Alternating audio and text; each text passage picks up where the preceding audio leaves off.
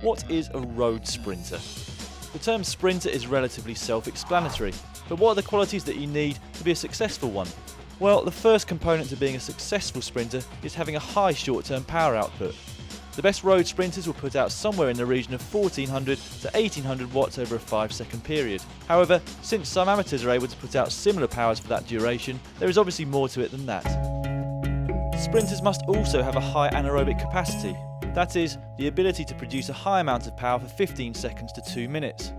The speeds in the professional peloton are so high over the last couple of kilometres that, as a sprinter, you have to sustain a high power output even when you're sat on the wheels before you come to unleashing your sprint. Your position on the bike is also important. Whilst climbing, sprinting speed is dictated by your power output versus your overall drag. This is one of the reasons that Mark Cavendish has been so successful. He doesn't have the raw power output of Greipel or Kittel, but his position is so low that when he does sprint, he doesn't create as much drag. It also means that his rivals don't get so much benefit from sitting in his slipstream.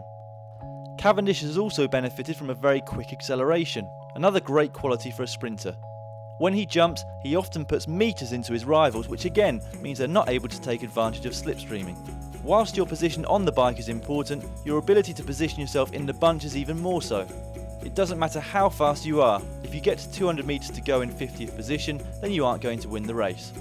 The best sprinters have a sixth sense for where they need to be and when, and for maintaining the right position in the group with the minimal effort. It might sound easy, but rubbing shoulders with other riders at speeds of 65 km an hour is something only the skilled and brave can do. Top sprinters also possess a high level of tactical nous. If it's a tailwind, they may jump early. If it's a headwind, they'll leave it until the last possible moment. They can also read race situations in a split second and jump from one wheel to another if the need occurs. A great example of this was the final stage of the 2013 Tour of Beijing.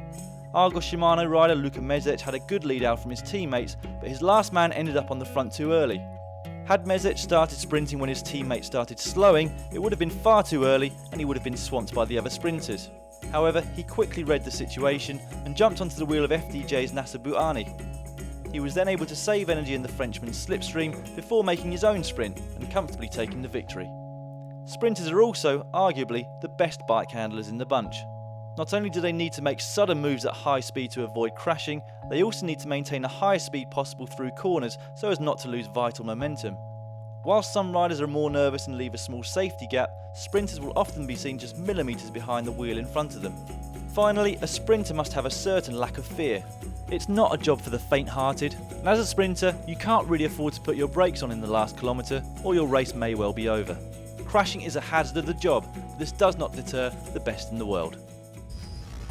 The role of each domestique will also depend on their strength, experience, speciality and tactical nous.